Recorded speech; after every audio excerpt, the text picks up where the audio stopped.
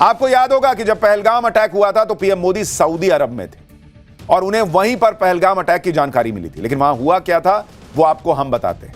हमारे top sources के मुताबिक सऊदी अरब में ही पीएम मोदी ने आतंकियों को जवाब देने का फैसला कर लिया था। सऊदी अरब में बैठे बैठे इसकी प्लानिंग और टाइमिंग रणनीतिकारों के लिए छोड़ दी गई थी। यानी जिस दिन ऑपरेशन माफ कीजिएगा अटैक हुआ था पहलगाम में, उसी दिन ऑपरेशन सिंदूर की नींव पड़ गई थी प्रधानमंत्री नरेंद्र मोदी के दिमाग में। वहां सऊदी अरब में विदेश मंत्री एस जयशंकर मौजूद थे। एनएसए अजीत डोभाल जो है वो प्रधानमंत्री से यहां उनके लौटते ही मिले थे। यानी प्रधानमंत्री ने ऑपरेशन सिंदूर को अपने दिमाग में उसी दिन फाइनल कर दिया था जिस दिन पहलगाम का अटैक हुआ था। आपको याद होगा कि 22 अप्रैल को पहलगाम हमले की रात को ही पीएम मोदी सऊदी अरब का दौरा बीच में छोड़कर भारत लौट आए थे। तब देश ने वो तस्वीर भी देखी थी। पीएम मोदी की यह तस्वीर आपको याद होनी चाहिए। उन्होंने एयरपोर्ट पर उतरते ही सीधे एनएसए अजीत डोभाल के साथ हाई लेवल मीटिंग की थी। वहीं एयरपोर्ट पर यह तस्वीर देखिए, दुनिया हैरान रह गई थी। विदेश सचिव वहां मौजूद थे, मिस्री साहब, अजीत डोभाल। पीएम मोदी के लिए गाड़ी का दरवाजा खुला, वो गाड़ी में नहीं बैठे और वो एयरपोर्ट पर सीधे वहीं पर हाई लेवल मीटिंग करने लगे थे, क्योंकि वो वहीं सऊदी अरब में मन बना चुके थे कि पाकिस्तान को मारूंगा, ठोकूंगा। ये उस मीटिंग की तस्वीर है। इस मीटिंग में इन लोगों को कह दिया गया था प्लान बनाइए, मारेंगे। हमारे सूत्र बता रहे हैं कि उसी वक्त पीएम मोदी तय कर चुके थे कि पाकिस्तान को तगड़ा सबक सिखाएंगे और रगड़ेंगे। पीएम मोदी ने जब फैसला कर लिया कि पाकिस्तान को इस बार किसी भी कीमत पर छोड़ेंगे नहीं, तो उसके बाद ऑपरेशन की प्लानिंग और टाइमिंग पर चर्चा शुरू हुई। अब आपको हमारे टॉप सोर्सेज के हवाले से बताता हूं कि ऑपरेशन सिंदूर प्लान कैसे किया गया। 23 अप्रैल यानी अटैक के अगले दिन से लेकर 5 मई तक, यानी अटैक जो पाकिस्तान पर अटैक हुआ उससे एक दिन पहले तक 47 ऐसी मीटिंग हुई जिसमें स्ट्रैटेजी बनाई गई। यह मीटिंग बिल्कुल किसी अज्ञात सेफ हाउस में हो रही थी, यानी मीडिया की नजरों से दूर, दुनिया की नजरों से दूर। आप इस दौरान देखते थे कि पीएम मोदी जो है वो एनएसए से मिल रहे हैं, फलाने से मिल रहे हैं, ढिमकाने से मिल रहे हैं। उन मीटिंग में पीएम को सिर्फ ब्रीफ किया जाता था कि क्या हो रहा है, नहीं हो रहा है, लेकिन असल प्लानिंग किसी अज्ञात सेफ हाउस में हो रही थी। किसी को कानो कान इसकी भनक तक लगने नहीं दी गई। और आप सोचिए 47 मीटिंग हुई, 47 मीटिंग, ये हमारे टॉप सोर्सेस कह रहे हैं। उसके बाद ऑपरेशन सिंदूर जो है वो फाइनल हुआ। इन बैठकों में एनएसए अजीत डोभाल होते थे, सीडीएस जनरल अनिल चौहान होते थे, army chief general Upendra Dwivedi होते थे, air chief marshal AP Singh और एडमिरल दिनेश त्रिपाठी। अलग अलग रणनीति के हिसाब से अलग अलग बैठकें भी हुई और एनएसए सभी बैठकों में शामिल रहे। लगातार मीटिंग्स में स्ट्रैटेजी बनती जा रही थी, अलग अलग एक्शन प्लान पर चर्चा हो रही थी, लगातार ब्रेनस्टॉर्मिंग की गई कि पाकिस्तान को अगर मिट्टी में मिलाना है वहां पर आतंकियों को, तो ऐसा क्या किया जाए जो पाकिस्तान भी सोच ना पाए। आतंकी ठिकानों पर कैसे सटीक स्ट्राइक की जाए जिससे यह ऑपरेशन कामयाब हो सके। टॉप सोर्सेज के मुताबिक लगातार मंथन के बाद आतंकी ठिकानों पर स्ट्राइक की प्लानिंग फाइनल हो गई। आतंकी ठिकानों पर स्ट्राइक करने के लिए 3 प्लान बनाए गए थे इन 47 मीटिंग के बाद। प्लान ए, प्लान बी और प्लान सी। तीनों प्लान के असेसमेंट के पैरामीटर तय किए गए। इनमें प्लान्स के असेसमेंट के पैरामीटर सक्सेस रेट 0 to 5 के स्केल पर तय किए गए कि भाई जैसे प्लान ए है उसके सक्सेसफुल होने का कितना चांस है। 5 मतलब एकदम पक्का सक्सेसफुल होगा, 0 मतलब बिल्कुल नहीं होगा, 1 मतलब थोड़ा चांसेस हैं गड़बड़ होने के। इस तरह से उसको सक्सेस रेट पर इन प्लान्स को बांटा गया कि प्लान ए के सक्सेस रेट इतना है, प्लान बी का इतना है, प्लान सी का इतना है। फिर इसमें मापा गया कि अपने हथियार और उनकी रेंज क्या रहेगी अगर हम प्लान ए के साथ जाते हैं या प्लान बी के साथ जाते हैं या प्लान सी के साथ जाते हैं। उनके हथियार और उनके रेंज की को भी मापा गया कि पाकिस्तान इसमें हमारे साथ क्या अगर रिटेलिएट करेगा, जवाब देगा, रोकने का प्रयास करेगा तो क्या कर सकता है, इसको मापा गया। और इंटरसेप्शन का चांस क्या है इसको भी फाइनल किया गया। यानी ये सारी चीजें देखने के बाद प्लान ए, प्लान बी और प्लान सी बनाया गया। जो प्लान बन रहे थे उनमें एक एक चीज का ध्यान रखा जा रहा था, बारीक से बारीक बात पर ध्यान देकर उसके हिसाब से प्लान फाइनल किए गए। लेकिन आगे क्या हुआ उसे भी आपको बताता हूं। मसूद अजहर के साथ क्या हुआ है, आतंकी मसूद अजहर के साथ, वो तो सुनेंगे तो हैरान रह जाएंगे। लेकिन पहले अभी सिलसिलेवार ढंग से चलते हैं। टॉप सोर्सेज के मुताबिक पहले यह तय हुआ कि प्लान ए एक्टिवेट होगा। प्लान ए के तहत पाकिस्तान पर हमले की स्ट्रैटेजी बन गई थी, स्ट्राइक तय हो गई थी कि प्लान ए को ही हम करेंगे। लेकिन आतंकी अड्डों पर स्ट्राइक के 2 घंटे पहले, महज 2 घंटे पहले प्लान ए की जगह प्लान बी पर फैसला हो गया कि नो नो नो नो, हम प्लान ए के साथ नहीं जाएंगे, हम प्लान बी के साथ जाएंगे। जैसा आप फिल्मों में देखते हैं वैसे ही बिल्कुल सीक्रेटली सब कुछ हुआ और लास्ट मिनट पर, आप सोचिए अटैक होना है, तैयारी तीनों प्लान के हिसाब से कर ली गई थी, लेकिन लास्ट मिनट पर प्लान ए को बदल के प्लान बी कर दिया गया, क्योंकि प्लान ए में लास्ट मिनट पर यह लगने लगा था कि इंटरसेप्शन की आशंका, यानी पाकिस्तान इंटरसेप्ट कर सकता है, इसलिए हमले के 2 घंटे पहले प्लान बदल दिया गया। यानी उस दिन रात को 12:30 बजे के करीब अटैक हुआ था। आप ये मान के चलिए कि रात के 10 बजे के आसपास, 10:30 बजे के आसपास प्लान ए उसको हटा के प्लान बी जो है वो फाइनल कर दिया गया कि आप इस हिसाब से चलेंगे। और आप तैयारी देखिए भारत की कि प्लान बी लास्ट मिनट आया, लेकिन उसमें भी भारत ने फोड़ दिया पाकिस्तान। एनएसए अपने घर के वॉर रूम से ऑपरेशन को मॉनिटर कर रहे थे। प्रधानमंत्री को पल पल ऑपरेशन की जानकारी दी जा रही थी और पूरी रात प्रधानमंत्री नहीं सोए। दुश्मन को किसी तरह की कोई भनक न लगे, इसकी भी ऑपरेशन सिंदूर में पूरी प्लानिंग की गई। और इस तरह से प्लानिंग हुई जब पाकिस्तान पूरी तरह से अलर्ट मोड में था। एक होता है कि भाई सामने वाला थोड़ा हल्के मूड में है या हल्के मोड में है और आप गए ठोक दिए। नहीं boss, Pakistan full alert mode में था, क्योंकि प्रधानमंत्री तब तक कह चुके थे कि भाई हम तो इनको जो है वो एकदम मिट्टी में मिलाएंगे।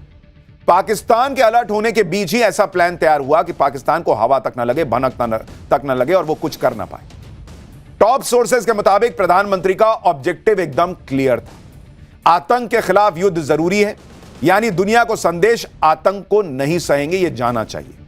यानी पाकिस्तान को संदेश कि आतंक झुका नहीं सकता, यह भी संदेश जाना चाहिए और देश को भी यह संदेश जाना चाहिए। जब इस प्लानिंग के साथ स्ट्राइक की गई तो उसका नतीजा पूरे देश ने देखा कि ऑपरेशन सिंदूर में पाकिस्तान के 9 आतंकी ठिकानों को तबाह कर दिया गया। भारत ने सटीकता के साथ पाकिस्तान के आतंकी ठिकानों पर हमला किया था और पाकिस्तान को भनक तक नहीं लग पाई थी कि भारत ऐसा कुछ कर देगा। आप ये तस्वीरें देखिए, ऑपरेशन सिंदूर, 9 टारगेट जो पहले दिन भारत ने अटैक किया था। प्लान बी एग्जीक्यूट हुआ, लास्ट मिनट पे प्लान चेंज हुआ, फिर भी भारत ने यह धमाका मचा दिया था। ऑपरेशन सिंदूर में अब हम एक और बहुत बड़ा खुलासा करने जा रहे हैं जिसके बारे में देश जानना चाहता था। हमारे टॉप सोर्सेस के मुताबिक भारत के हमले के ठीक पहले जैश-ए-मोहम्मद के हेडक्वार्टर में आतंकी मसूद अजहर मौजूद था। पूरे परिवार के साथ आतंकी मसूद अजहर बहावलपुर में मौजूद था, जैश के हेडक्वार्टर में। और हमले से कुछ देर पहले कहा जा रहा है कि जैश हेडक्वार्टर से निकलकर मसूद अजहर दूसरी बिल्डिंग में गया था। हमले से कुछ देर पहले ही दूसरी बिल्डिंग में चला गया था मसूद अजहर, ऐसा दावा किया जा रहा है। लेकिन इसका मतलब यह हुआ कि जब बहावलपुर पर अटैक होना शुरू हुआ, एग्जीक्यूट होना था, तब तक हमारे एजेंसीज के पास खबर थी कि मसूद अजहर वहीं मौजूद है, बहावलपुर के उसी जैश के हेडक्वार्टर में। यानी मसूद अजहर का डेथ वारंट साइन हुआ था उस दिन। लेकिन सोर्सेस का कहना है कि कुछ खबर बीच में ऐसी आई कि वो दूसरी बिल्डिंग में चला गया और इसीलिए पुख्ता तौर पर यह नहीं कहा जा सकता कि मसूद अजहर मर ही गया या बच गया। कुछ लोगों को लगता है वो बच गया क्योंकि लास्ट मिनट पर वो दूसरी बिल्डिंग में चला गया था, लेकिन वो लौट कर यहां आया था नहीं आया था अभी किसी को नहीं पता। लेकिन मसूद अजहर अगर बचा भी है तो इसका मतलब यह है कि वो बाल बाल बचा ऑपरेशन सिंदूर में, नहीं तो भारत ने मसूद अजहर को ठोक दिया था, ऑलमोस्ट ठोक दिया था। यह हमारे सोर्सेस का दावा है। अब वो बिल्डिंग में, जो दूसरी बिल्डिंग में गया, तब तक लौट आया था या नहीं उसी जगह पर, यह अभी कोई कंफर्म नहीं कर रहा। लेकिन अगर वो दूसरी बिल्डिंग में ही रह गया तो फिर बचने के चांसेस हैं, और नहीं फिर तो है। खैर, हमारी खुफिया एजेंसियों ने पूरी सटीकता के साथ यह बता दिया था कि मसूद अजहर अपने हेडक्वार्टर में बहावलपुर में बैठा हुआ है। भारतीय सेना ने जो स्ट्राइक की थी उसमें जैश-ए-मोहम्मद का हेडक्वार्टर किस तरह तबाह हुआ था, यह उसकी तस्वीरें। यहीं पर था मसूद अजहर उस दिन। इसकी तस्वीरें पूरी दुनिया ने देखी। भारतीय सेना की स्कैल्प टारगेटेड मिसाइलों ने जैश के हेडक्वार्टर को खंडर बना दिया था। उसके खंडर बनने की तस्वीरें हमने आपको दिखाई थी और वहां छुपे जैश के आतंकी भी मिट्टी में मिल गए थे, जिनके जनाजे के लिए जैश हेडक्वार्टर के बाहर बड़ी संख्या में ताबूत भी नजर आए थे। मरने वाले आतंकियों में मसूद अजहर के परिवार के 14 लोग भी शामिल थे, जिस पर मातम मनाने के लिए उस वक्त आतंकी मसूद अजहर के नाम पर एक लेटर जारी किया गया था कि मसूद अजहर ने यह चिट्ठी लिखी है कि इससे अच्छा तो मैं भी मर जाता। शायद उसको लगा होगा कि लास्ट मिनट पर वो अगर दूसरी बिल्डिंग में न गया होता तो वो भी मर गया होता परिवार के साथ, यही बेटर होता। लेकिन वो बिल्डिंग में, दूसरी बिल्डिंग में तो गया था। लौटा या नहीं ये अभी कोई कंफर्म नहीं कर रहा, ये भी होगा तो आगे आपको बताएंगे। लेकिन ये कंफर्म है कि निशाना मसूद अजहर ही था। बहावलपुर में जैश हेडक्वार्टर पर हमले के बाद उसके आसपास मौजूद आतंकियों में अफरा तफरी मच गई थी। यानी मसूद अजहर हमले के एग्जीक्यूशन की शुरुआत में इसी जगह मौजूद था, बहावलपुर में, इसी जगह। यानी भारत ने ऑपरेशन सिंदूर का जो सबसे बड़ा अटैक किया था उसमें मसूद अजहर को टारगेट बनाकर किया था। और आप सोचिए, भारत की जानकारी, इंटेल, एग्जैक्ट उनको पता था कि मसूद अजहर कहां बैठा हुआ है। अब लास्ट मिनट पर उसकी किस्मत साथ दे गई, अलग ही कहानी, या नहीं दी, यह भी हो सकता है। खैर, ऑपरेशन सिंदूर को लेकर अब हम पाठशाला में कुछ और खुलासे करें। इसमें एक अहम बात यह भी है कि टॉप सोर्सेज के मुताबिक आतंकी अड्डों पर एक्शन के बाद 7 मई को पाकिस्तान को मैसेज दिया गया। पाकिस्तान के डीजीएमओ में ड्यूटी ऑफिसर को मैसेज दिया गया था, अगर पाकिस्तान रिएक्ट नहीं करेगा तो हम तनाव नहीं बढ़ाएंगे। यानी भारत ने आतंकी अड्डों को उड़ाने के बाद पाकिस्तान को बता दिया था कि हमने तुम्हारे आतंकियों को मिट्टी में मिला दिया, अब तुम देख लो कि मसूद अजहर मरा है, बचा है, देख लो बगल की बिल्डिंग में था या लौटा आया था, तुम चेक कर लो। अगर रिएक्ट करोगे तो फिर बहुत मारेंगे, फिर जवाब मिलेगा। अगर रिएक्ट नहीं करोगे तो हम कुछ नहीं करेंगे। यह भारत ने उस दिन ऑपरेशन सिंदूर करने के बाद पाकिस्तान को बता दिया था। लेकिन पाकिस्तान माना नहीं, उसने रिएक्ट किया। लेकिन जब यह रिएक्शन हुआ तब तक भारत उसके आतंकी अड्डे नष्ट कर चुका था, उसके एयर डिफेंस सिस्टम को ध्वस्त कर चुका था और फिर पाकिस्तान के एयरबेस भी तबाह कर दिए। भारत ने पाकिस्तान को जो जो नुकसान पहुंचाया उसकी नई तस्वीरें भी आ गई। ये नई सैटेलाइट इमेज आपको दिखा रहा हूं, इसमें देखिए तस्वीरें, जिनमें उन सभी पाकिस्तानी एयरबेसेस को जो नुकसान हुआ उसकी और ज्यादा क्लियर सैटेलाइट तस्वीरें आ गई। इन तस्वीरों में पाकिस्तान के अलग अलग एयरबेस की पहले और हमले के बाद की तस्वीरें दिख रही हैं। ये सुक्कूर एयरबेस की आप तस्वीर देख रहे हैं, जहां पर आपको 2 बड़े हिस्से दिख रहे हैं, और बाद की तस्वीर में अब जब आप देखेंगे तो वहां काला काला निशान दिखता है और सब सपाट हो गया है। जैसे ये सुक्कूर एयरबेस जो कराची और वहां के हैदराबाद के बीच नया ऑपरेशनल एयरबेस था, जहां से F-16 फाइटर जेट्स उड़ान भरते थे, उसका हाल भारत ने क्या कर दिया देख लीजिए। सरगोदा एयरबेस का भी यही हाल हुआ है। एयरबेस का रनवे तबाह हो चुका, आप देखिए एकदम क्लियर पिक्चर आ चुकी है। और ये सरगोदा एयरबेस की कहानी आगे बताने वाला हूं जो आपको अभी नहीं पता। वहां से पाकिस्तान प्लेन ही नहीं उड़ा सकता था, भारत ने रनवे फोड़ दिया। रनवे फूट गया, प्लेन कैसे उड़ेगा? ऐसे थोड़ी है कि गाड़ी धीरे से करके निकाल लिया उसमें से, गड्ढे में से, ऐसा नहीं है भाई। रनवे गया, तुम्हारी पूरी ताकत चली गई। लेकिन इसकी भी एक कहानी है। पाकिस्तान के भोलारी एयरबेस पर भी भारत के हमले की छाप दिख रही है। ये जरा देखिए कैसे तबाह हो गया ये। पाकिस्तान भारत के अलग अलग जगहों पर जो अपने दावे करता है कि उसने ये हमला किया, वो हमला किया, उसकी एक सैटेलाइट इमेज नहीं रख पा रहा। और भारत के लिए आप देखिए कैसे कैसे एकदम क्लियर पिक्चर निकल कर आ रही है कि भारत ने कैसे मारा पाकिस्तान। पाकिस्तान के अंदर जो तबाही हुई उसके लिए पाकिस्तान ही जिम्मेदार है, क्योंकि भारत ने पाकिस्तान को कहा था कि शांत रहोगे तो हम भी छोड़ देंगे। लेकिन पाकिस्तान ने भारत पर अटैक करके पीएम मोदी का गुस्सा और बढ़ा दिया। टॉप सोर्सेज के मुताबिक पाकिस्तान की तरफ से भारत के खिलाफ बार बार उकसावे की कार्रवाई हुई। भारतीय एयरबेस पर अटैक की कोशिशों से पीएम बेहद गुस्से में थे। प्रधानमंत्री मोदी ने पाकिस्तान के एयरबेस पर अटैक को हरी झंडी दे दी थी। न्यूक थ्रेट पर पीएम से पूछा गया था और उन्होंने कहा था कि जहां से खतरा है उसको ही नेस्तनाबूद कर दो। यानी प्रधानमंत्री ने सबसे फौलादी फैसला ले लिया था। उनको कहा गया कि भाई अगर न्यूक्लियर थ्रेट है, मान लीजिए पाकिस्तान परमाणु हथियार छोड़ेगा तो क्या करेंगे? पीएम ने कहा जहां से छोड़ सकता है, भाई कहीं से तो प्लेन लेके उड़ेगा, कहीं से तो उसको कमांड दी जाएगी, वो जगह ही फोड़ दो। और इसीलिए आप देखिए कि भारत ने पाकिस्तान के उन एयरबेस को उड़ा दिया जहां उसके परमाणु हथियारों का कमांड कंट्रोल रहता था और जहां से वो लेकर उनको उड़ सकता था। भारत ने पाकिस्तान के 11 एयरबेस तबाह किए। इसमें पाकिस्तान का नूर खान एयरबेस भी शामिल है।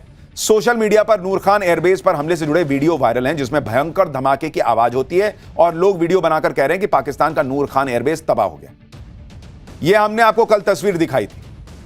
लेकिन नूर खान एयरबेस पर अटैक का सीधा मतलब यही था कि जो प्रधानमंत्री मोदी ने कहा था कि न्यूक्लियर ब्लैकमेल का खतरा जहां से हो उसे ही खत्म कर दो, उसी को पूरा करने के लिए नूर खान एयरबेस भारतीय वायुसेना ने तबाह कर दिया। नूर खान एयरबेस पाकिस्तान के पंजाब प्रांत के रावलपिंडी में स्थित पाकिस्तान के सबसे अहम एयरबेस में से एक है। यह एयर मोबिलिटी कमांड के मुख्यालय के तौर पर काम करता है, रसद, वीआईपी परिवहन और रणनीतिक संचालन में महत्वपूर्ण भूमिका निभाता है। नूर खान एयरबेस पाकिस्तानी वायुसेना के एयरक्राफ्ट का होम बेस है। यहीं पर C-130 ट्रांसपोर्टर विमान और IL-78 जैसे रिफ्यूलिंग एयरक्राफ्ट खड़े रहते हैं। लेकिन इसमें सबसे अहम बात यह है कि इसी एयरबेस के पास पाकिस्तान का न्यूक्लियर कमांड ऑफिस का headquarter strategic plans division SDP भी है। यानी यहीं से पाकिस्तान के न्यूक्लियर वेपन की देखरेख होती है और यह कमांड सेंटर था उनका। पाकिस्तान के परमाणु हथियार तो अलग अलग ठिकानों पर हो सकते हैं, लेकिन कमांड सेंटर इसी नूर खान एयरबेस पर था। यहीं से उनकी सुरक्षा और निगरानी होती थी। कुल मिलाकर आसान शब्दों में कहें तो भारत ने उस एयरबेस पर हमला कर दिया जिसके पास में पाकिस्तान के परमाणु हथियारों का कमांड सेंटर था।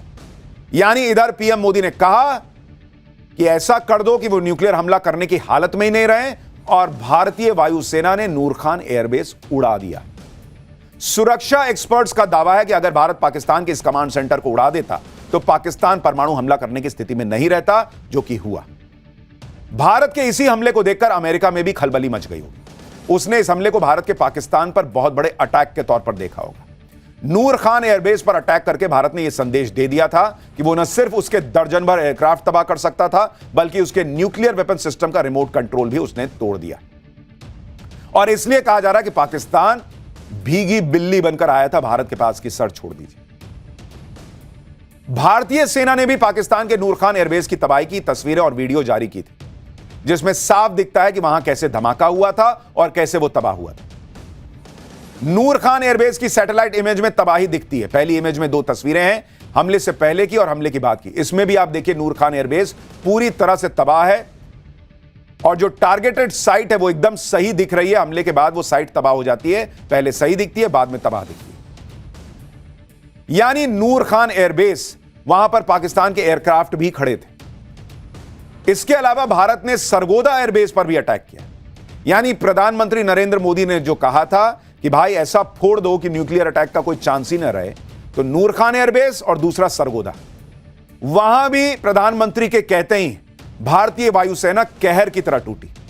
और वहां पर पाकिस्तान का एटम बम का स्टोरेज होता है सरगोदा के पास किराना हिल्स में। भारत ने आधिकारिक रूप से सरगोदा एयरबेस की तबाही की तस्वीरें दिखाई थी। सरगोदा एयरबेस पाकिस्तान का सेंट्रल एयर कमांड हेडक्वार्टर है और 1965 के बाद से दूसरी बार है जब इस तरह की प्रिसीजन स्ट्राइक हुई है भारत की तरफ से। सरगोदा एयरबेस की तबाही से जुड़े वीडियो भी सोशल मीडिया पर लगातार घूम रहे हैं।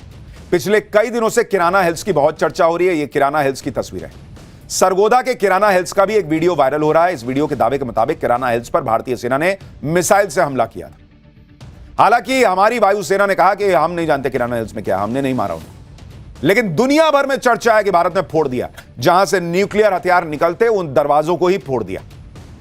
जिस किराना हिल्स पर हमला हुआ उसको लेकर यह दावा है कि पाकिस्तान की सबसे बड़ी परमाणु स्टोरेज साइट है। पहाड़ियों के नीचे बंकरों में, सुरंगों में परमाणु स्टोरेज है। इसलिए किराना हिल्स पर हमले को पाकिस्तान के परमाणु बम की साइट पर हमले से जोड़ा जा रहा है। लेकिन भारत ने किराना हिल्स के बारे में नहीं माना। उन्होंने कहा हमने कुछ नहीं किया, लेकिन उन्होंने जरूर माना कि हमने नूर खान एयरबेस फोड़ा, हमने सरगोदा फोड़ा। और इसका सीधा मतलब यह था कि पाकिस्तान परमाणु हमला करने की स्थिति में ही नहीं रहा। और जो नरेंद्र मोदी ने कहा था वो हो गया। पाकिस्तान के 11 अहम एयरबेस पर अटैक हुआ, जिसमें 20% तक पाकिस्तान का जो एयर डिफेंस सिस्टम है वो तबाह हो चुका है। परमाणु क्षमता वाले एयरबेस को निशाना बनाया गया। नूर खान और सरगोदा के बीच पाकिस्तान के 7 से 8 एयरक्राफ्ट भी गिराए गए। यह भी आपको बड़ी खबर बता रहा हूं। 7 से 8 पाकिस्तान के एयरक्राफ्ट जो हैं वो भारत ने फोड़ दिए, और इसमें F-16 और चाइना का JF-10 भी शामिल है। 7 से 8 उनके फाइटर जेट खत्म हो चुके हैं। पाकिस्तान को अलग लगता है कि चीन, तुर्की जैसे देश उसे बचाने आ जाएंगे। अच्छा, ये जो लास्ट मिनट पर फैसला हुआ, इसकी भी एक कहानी है। कहा गया कि भाई अमेरिका की तरफ से फोन आया था कि भाई 90 मिनट में पाकिस्तान कुछ करने वाला है। तो 90 मिनट में क्या करेगा? ऐसा तूफानी कुछ तो कर नहीं सकता था। तो ये भारत ने अनुमान लगाया कि ज्यादा से ज्यादा क्या करेगा, परमाणु हथियार टाइप से कुछ कर सकता है। और प्रधानमंत्री को यह बताया गया कि भाई ये परमाणु हमला करने का हो सकता है, सोच रहा हूं। और प्रधानमंत्री ने सबसे फौलादी फैसला तभी लिया, उन्होंने कहा कि ऐसा कुछ कर दो, ऐसा अटैक करो, ऐसी स्ट्राइक करो कि पाकिस्तान न्यूक्लियर अटैक करने की हालत में ही न रहे। और इसीलिए ऑपरेशन सिंदूर के बाद जब भारत जवाब दे रहा था तो नूर खान एयरबेस और सरगोदा एयरबेस फोड़ दिया भारत ने आज आधिकारिक बयान जारी करके यह भी खुलासा किया कि ऑपरेशन सिंदूर के दौरान भारत ने पाकिस्तान में लगे चीन के एयर डिफेंस सिस्टम को 23 मिनट तक बाईपास और जाम रखा। मतलब 23 मिनट तक चीन का एयर डिफेंस सिस्टम भारत की टेक्नोलॉजी के आगे बेबस रहा और भारत की मिसाइल्स पाकिस्तान को फोड़ती रहीं। भारत ने बता दिया कि कैसे उसने made in China PL-15 long range missile को तबाह कर दिया, कैसे तुर्की के यीहा ड्रोन बर्बाद कर दिए। लॉन्ग रेंज रॉकेट, क्वाडकॉप्टर्स और कमर्शियल ड्रोन के मलबे भारत ने रिकवर किए हैं। भारत ने बता दिया दुनिया को कि पाकिस्तान की विदेशी टेक्नोलॉजी भी भारत के स्वदेशी एयर डिफेंस सिस्टम के आगे कुछ नहीं कर पाई। भारत ने बताया कि उसके 10 सैटेलाइट 24 घंटे नजर बनाए हुए थे कि वहां क्या हो रहा है। यानी भारत ने पाकिस्तान के साथ साथ चीन को भी मैसेज दे दिया कि भारत की स्वदेशी टेक्नोलॉजी के सामने उसकी मिसाइल यानी चीन की मिसाइल और एयर डिफेंस सिस्टम कुछ नहीं है, ढेले भर हैं। और इसीलिए चाइना की डिफेंस कंपनियां जो हैं उनके शेयर नीचे चले गए, क्योंकि दुनिया ने देख लिया भाई ये चीन बहुत ऐसे ही हवा हवाई बनता है, हम चीन है, हम चीन है। फोड़ना दिया तुम्हारा चीन सारा। भारत ने चीन और तुर्की को और क्या झटका दिया उसकी भी डिटेल आगे बताऊंगा। लेकिन भारत ने पाकिस्तान को इतनी बुरी तरह से पीटा है कि उसकी कोई हद नहीं। हम आपको बता चुके हैं कि भारत की स्ट्राइक में पाकिस्तानी एयरफोर्स का 20% इंफ्रास्ट्रक्चर तबाह हुआ। पाकिस्तान के कई लड़ाकू विमान पूरी तरह से नष्ट हो गए हैं। पाकिस्तान एयरफोर्स के कमांड कंट्रोल सेंटर को भारत ने बर्बाद कर दिया। सरगोदा और भोलारी एयरबेस को भारी नुकसान हुआ है। दोनों एयरबेस पर F-16 और J-17 फाइटर जेट्स थे। पाकिस्तानी सेना के 50 से ज्यादा जवान हमले में मारे गए हैं। पाकिस्तान के कई एयरबेस पर जेट हैंगर तबाह हो गए हैं। पाकिस्तान एयरफोर्स के हथियारों के डिपो भी तबाह कर दिए गए और उनके पायलट्स भी मरे हैं। चलो विमान तो एक बार के लिए फिर भी इधर उधर से भीख मांग के खरीद लोगे, लेकिन एक पायलट को ट्रेन करने में सालों साल की मेहनत जाती है। एक पायलट मारो तो सालों की मेहनत बेकार होती है। और कहा जा रहा है कि पाकिस्तान में तो कई पायलट मरे। आप सोचिए कि पाकिस्तानी एयरफोर्स का 20% इंफ्रास्ट्रक्चर भारत ने 4 दिन में तबाह कर दिया। मात्र 4 दिन, और 4 भी नहीं, 3 दिन। पहले दिन तो आतंकी ठोके थे। अगर यह युद्ध 10 दिन चल जाता तो सोचिए पाकिस्तान की क्या हालत होती।